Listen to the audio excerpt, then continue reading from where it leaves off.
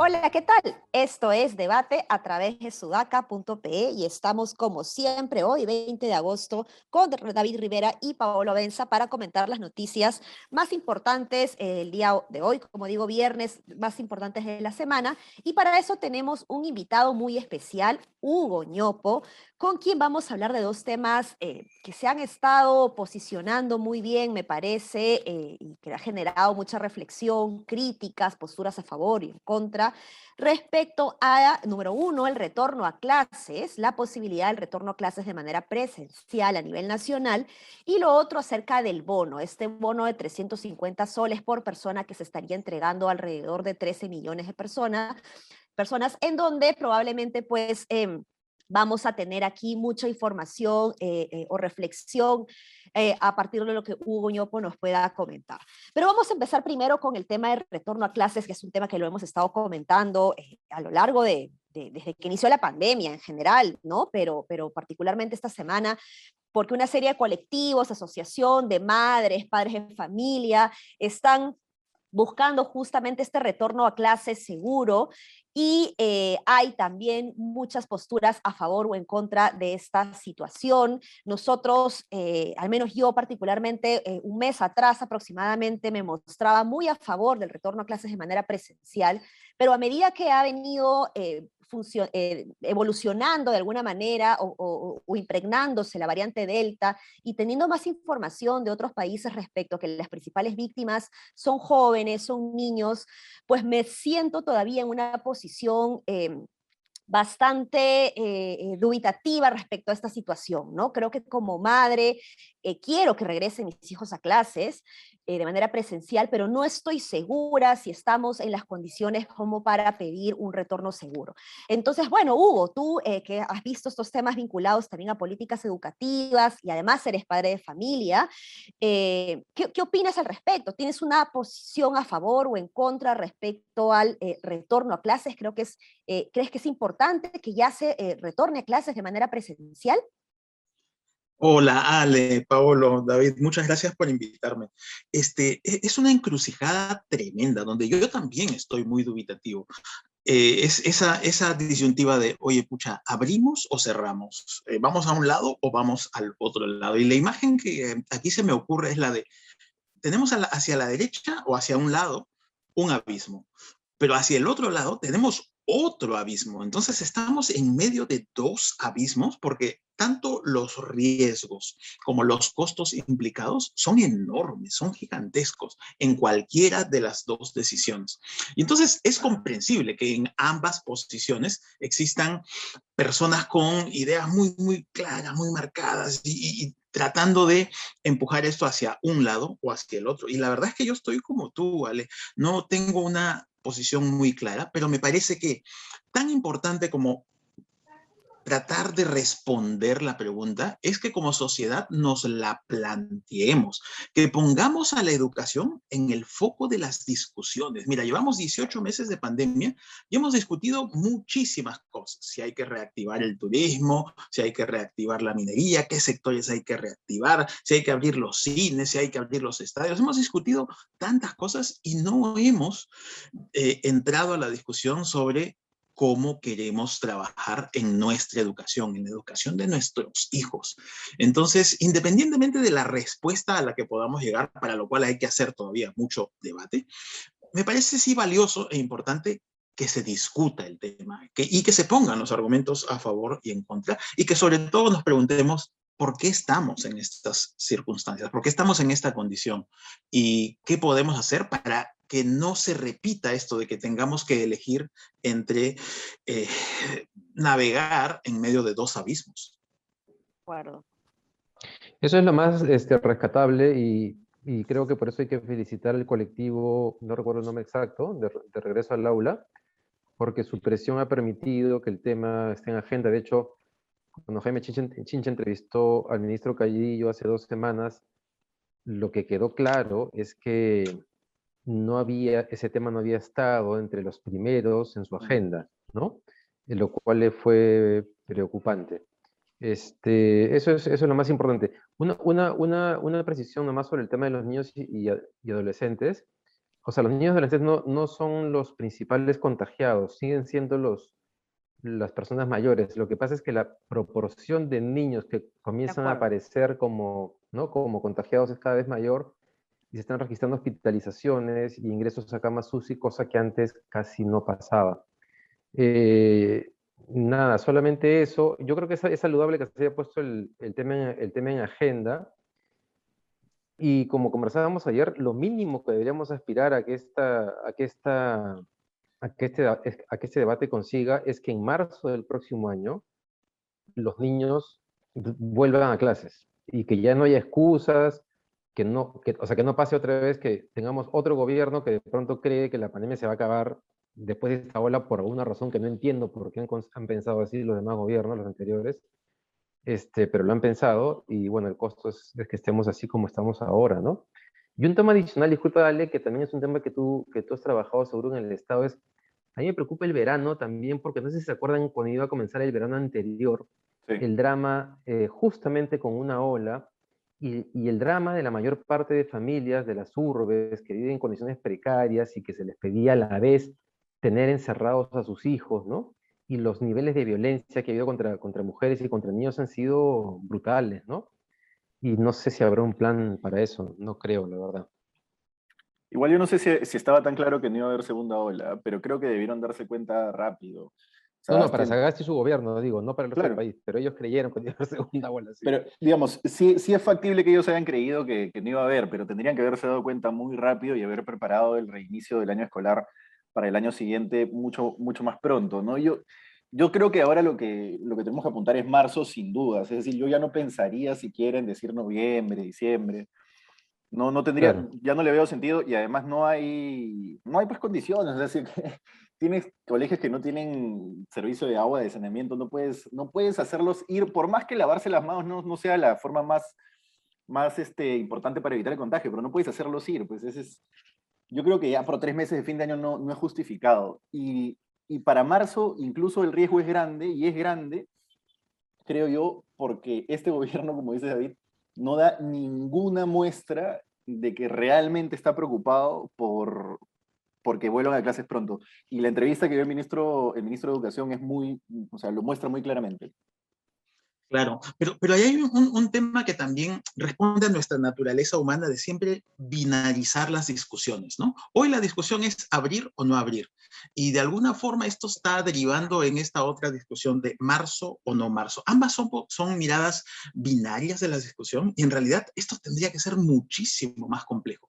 Si es que vamos a decir ya en marzo, ¿cómo? En marzo, ¿quiénes? En marzo, ¿bajo qué condiciones? En marzo, ¿con qué protocolos? Hay que ponerle muchísimo, muchísimo más filigrana a este debate. Ese es un punto que quiero poner. Y el otro es que esto no solamente se trata de cómo el Estado organiza una vuelta a la escuela, con todos los protocolos y características que les digo, sino que también se tiene que involucrar de una manera mucho, mucho más decidida a los hogares, a los estudiantes y a sus padres, para que sean parte de la decisión y parte de la solución.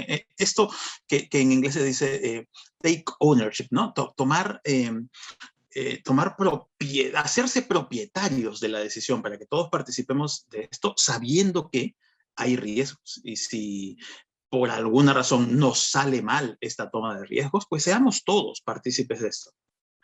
Pero hay Claro. una cosita chiquita, ¿no? Que es que eso de involucrar a los padres, sí, efectivamente, en un proceso de retorno tienen que estar involucrados los padres, pero no le vas a pedir al padre que solucione el problema de saneamiento del colegio, ¿no? Que le solucione el problema a un colegio que tiene que estudiar en 2 aulas porque 2 todavía están derrumbadas. Y que esas aulas se puede hacer un proyecto mediante PRONIET o mediante gobiernos locales que diga ya, en 6 meses te reconstruyes esas 2 aulas. No se hace porque se tiene capacidad de hacer. Eso es responsabilidad directa del Estado, y si el ministro no se pone las pilas, no va a haber retorno posible. Creería yo, al menos a esos colegios, que no son todos, pero no son pocos tampoco, ¿no? Exacto, son una gran mayoría. Y esa es la parte de la provisión del servicio que sí es responsabilidad de un Estado. Entonces el Estado es responsable de proveer un servicio lo suficientemente sano, seguro, etcétera, y abrir las puertas del colegio. Pero luego es cada familia la que tendría que decidir Dado que las puertas del colegio están abiertas, ellos deciden si envían o no a sus hijos. Y esa tiene que ser una decisión bien informada y bien participativa. Hugo, y algo que comentábamos justo con David y Paolo, no recuerdo si en el chat o le llegamos a comentar ayer en debate, que está relacionado con esta provisión del servicio. ¿Cómo ves tú esta ausencia o esta poca relevancia en el debate de la entrega de este servicio tan crucial como la educación?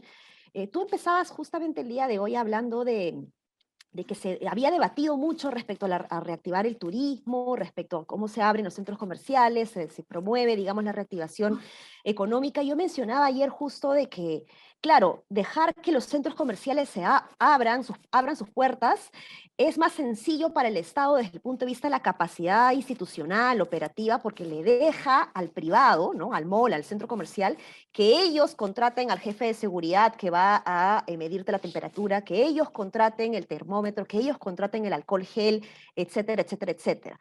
Pero pareciera que se está dejando de alguna manera, o sea, desde el Estado, se está dejando, para variar, digamos, que sea el privado el que empiece a solucionar, ¿no? Hay una resolución del Minedo incluso en donde se dice de que las escuelas pueden solicitar la reactivación de ciertos programas específicos presenciales en la escuela a través del UGEL.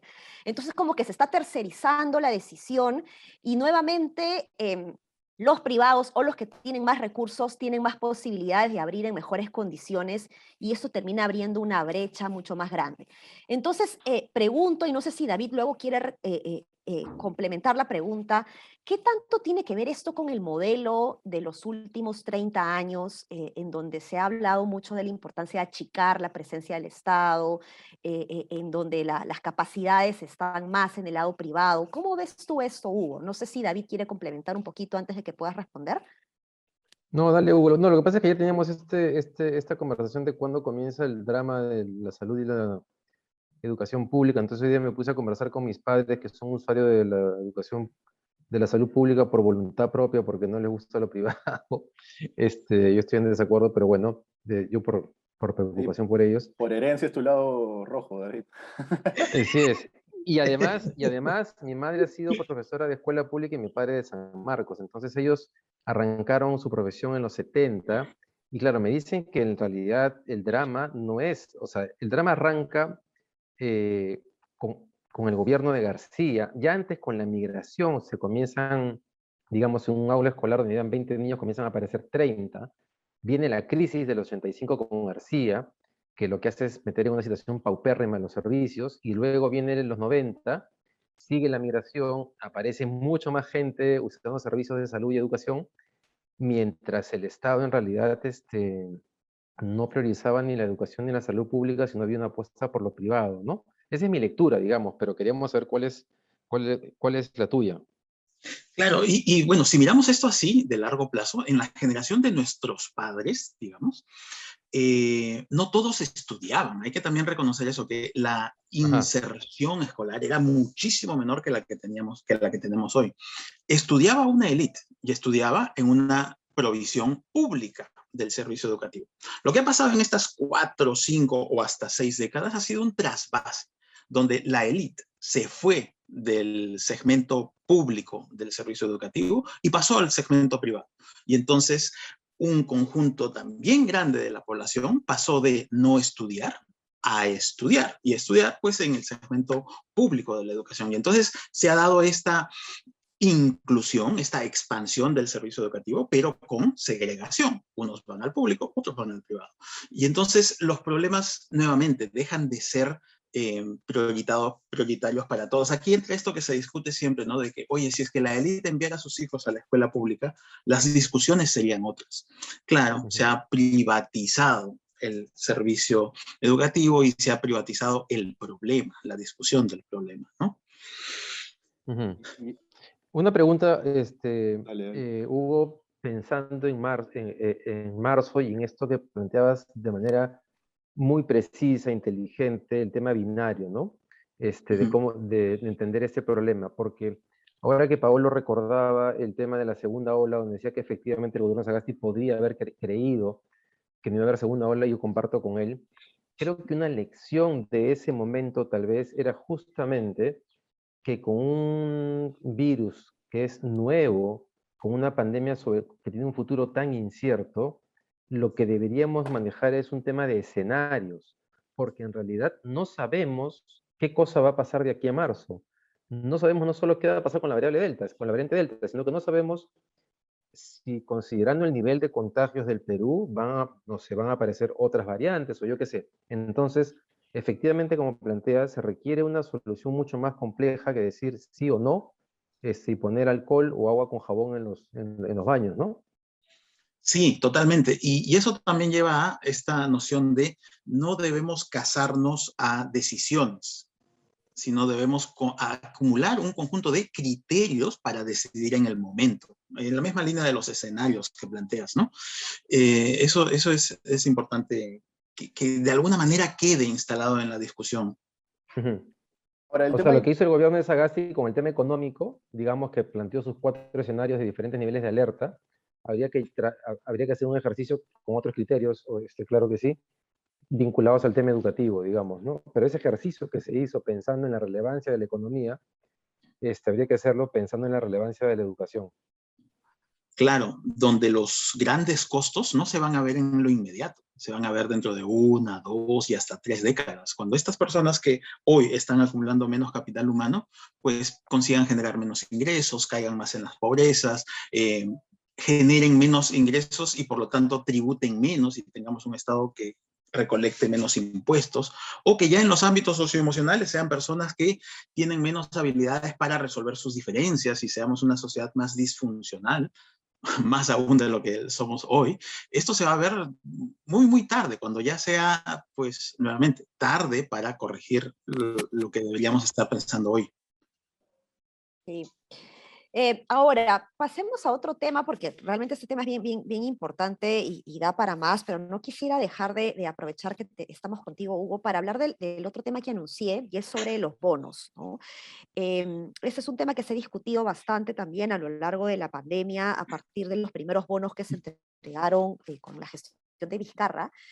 Y algo que yo siempre he resaltado es que los bonos o las decisiones públicas en función a los programas, políticas públicas, políticas sociales en general, tienen que responder a un objetivo específico, ¿no? Los primeros bonos se entregaron y de hecho se llamaban Quédate en casa bajo la lógica de que se pueda la gente quedar en casa y cumplir con el confinamiento, cosa pues que por términos operativos, etcétera, entre otros que vamos a mencionar ahora seguramente, se demoró en que el bono pueda entregarse. ¿Qué errores, qué fallas, no solo políticas, sino a la interna, operativas, técnicas, quizás de diseño y de implementación también, encuentras o has encontrado en estos bonos del año pasado que crees que podrían volver a repetirse o que no deberían más bien volver a repetirse en este bono que se está pensando entregar? ¿Cómo la ves, Hugo? A ver, comienzo respondiéndoles con una pregunta. ¿Qué tal si en este momento vamos a la calle y tratamos de preguntarle a la gente, oye, ¿y tú de cuántos bonos estás al tanto? ¿Cuántos bonos conoces?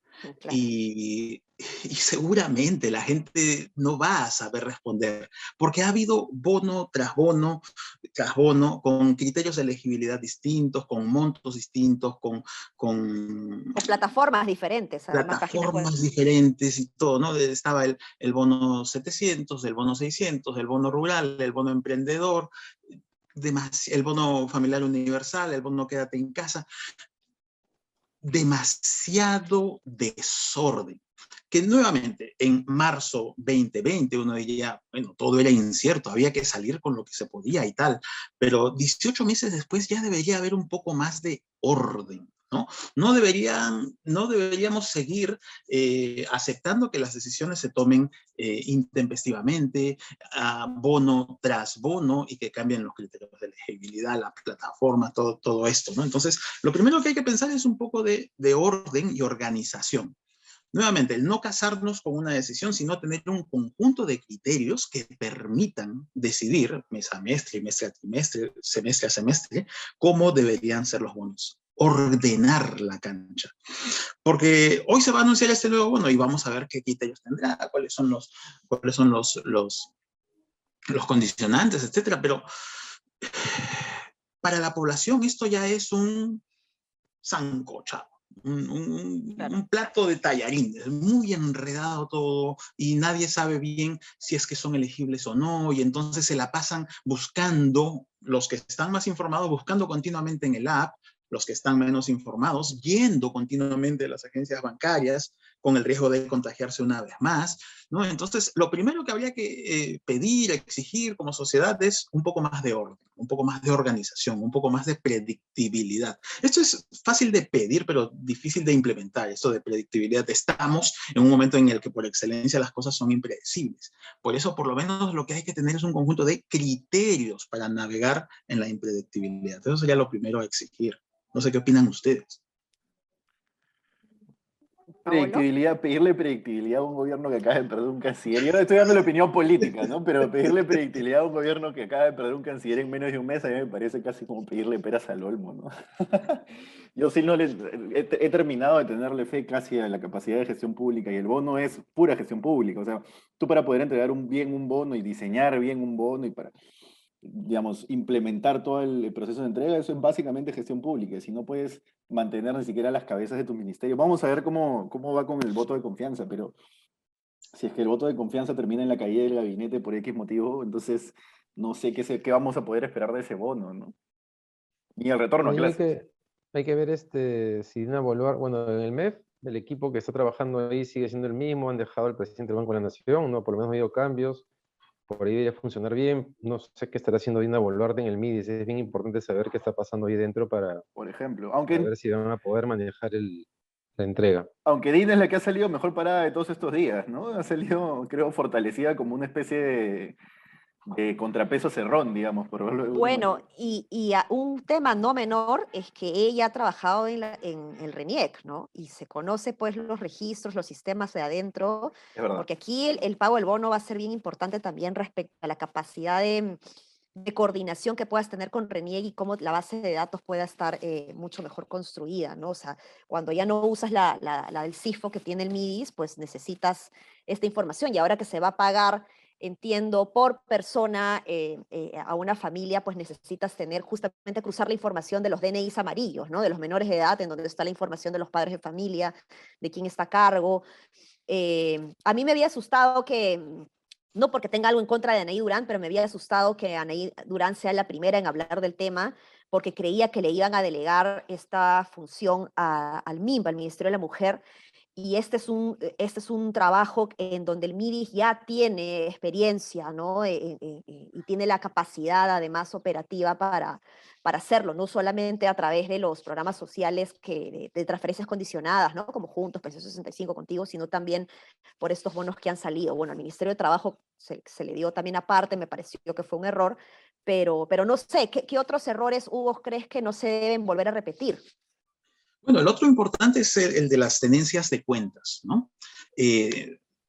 Aquello que más sufrimos en las primeras entregas de los bonos era que por más que queríamos hacerle llegar estos dineros a los hogares peruanos, pues no había manera de hacerlo electrónicamente, sino que había que convocarlos a agencias bancarias con todos los riesgos que esto implica para el contagio, ¿no? Ojalá que en estos 18 meses haya aumentado esa inclusión financiera. No he visto cifras, no he visto estadísticas, no sé cuánto habrá mejorado eso.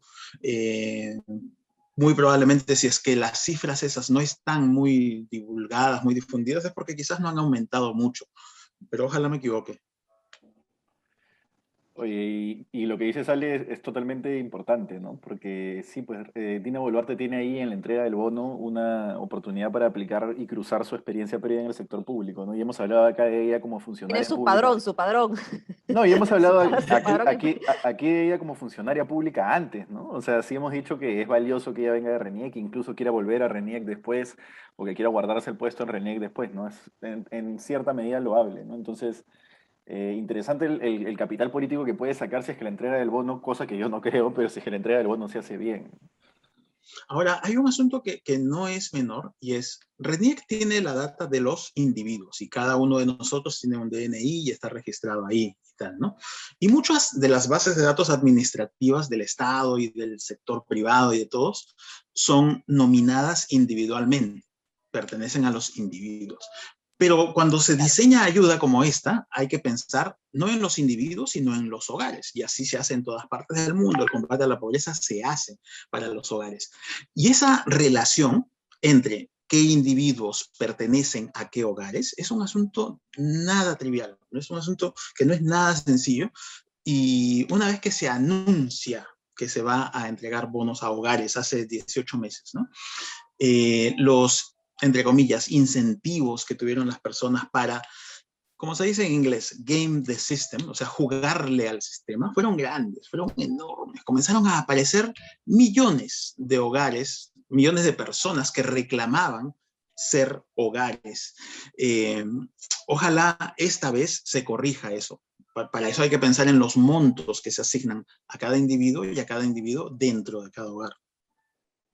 No, y empezar a tener un sistema mucho más interoperable, ¿no? Entre las bases de datos que genera el Estado. Hay información muy valiosa de una sola persona en diferentes ministerios, ¿no? Entonces es muy importante que ya se pueda pensar en esa capacidad de sistematizar mejor la información y mantenerla actualizada, ¿no? Un gobierno, yo hago lo que siempre repito, ¿no? Un gobierno que no sabe quiénes son sus ciudadanos ni cómo llegar a ellos, ¿no? Está condenado pues a ver fracasar la implementación de ese tipo de programas, ¿no? Y de pues, las políticas públicas en general, ¿no? Pero Totalmente. bueno, Y aquí claramente integrar lo público con lo privado, ¿no? O sea, tú puedes sí, tener el recibo del consumo eléctrico del hogar de la persona vinculado a su declaración en SUNAT, vinculado a lo que pudiera surgir en su planilla electrónica, vinculado a el combate a la pobreza y a muchas cosas. Esa interoperatividad de diversas bases de datos es fundamental. sí. Bueno, y con eso nos tenemos que ir, hemos recontravolado en el tiempo, pero creo que lo vale. Muchas gracias, Hugo, por habernos acompañado. Y antes de despedirme, quería preguntarles específicamente a Paolo, David, ¿qué opinan de la posibilidad? Todavía no está confirmado, pero ya está voceándose en diferentes medios serios de información, entre ellos Epicentro. em, Respecto a el nuevo embajador, iba a decir, al nuevo ministro de Relaciones Exteriores, ¿no? Óscar Maurtua, han empezado a saltar algunas noticias sobre esta persona. ¿Cómo ven ustedes esta posibilidad, Paolo, David? Tiene antecedentes, Eh, ¿no? Hay un todo es incidente, relativo, hay un todo es incidente, relativo. un incidente confuso ahí con Pérez de Cuellar. Dicen que le pegó, según la República. No sé, Que en lo fin. agredió verbalmente, pero también a otra persona, y ahorita justo me acaban de pasar el incidente del avión parrandero, ¿no? Claro, claro. Pucha, Sí, o sí. sea, es un diplomático de carrera, esperemos que sepa del tema internacional y bueno, veremos si es que lo que se vio dentro del gobierno de Toledo ya desapareció o si sigue siendo así, ¿no? Pero yo creo que para el gobierno, considerando que había nombrado, digamos que ya venía con problemas con el perfil de sus ministros, tal vez hubiese sido mejor un canciller con otro tipo de antecedentes, por decirlo de alguna manera, Sí, pues digamos. parece que se esfuerza el gobierno en elegir a gente que tiene pues sus cosillas, ¿no? Pero nada, bueno, vamos a comentar este tema ya cuando se confirme la noticia y el lunes seguramente tenemos más novedades. Muchas gracias, no se olviden de Gracias, compartirnos. Hugo. Con Gracias, gusto. Hugo. Sí, no se Gracias. olviden de compartirnos, de revisar sudaca.pe, porque cada vez más es importante que estemos accediendo a información real, verídica, confirmada, como lo hace sudaca.pe. Un abrazo. Chao, chao. Hasta el lunes, buen fin de semana, adiós.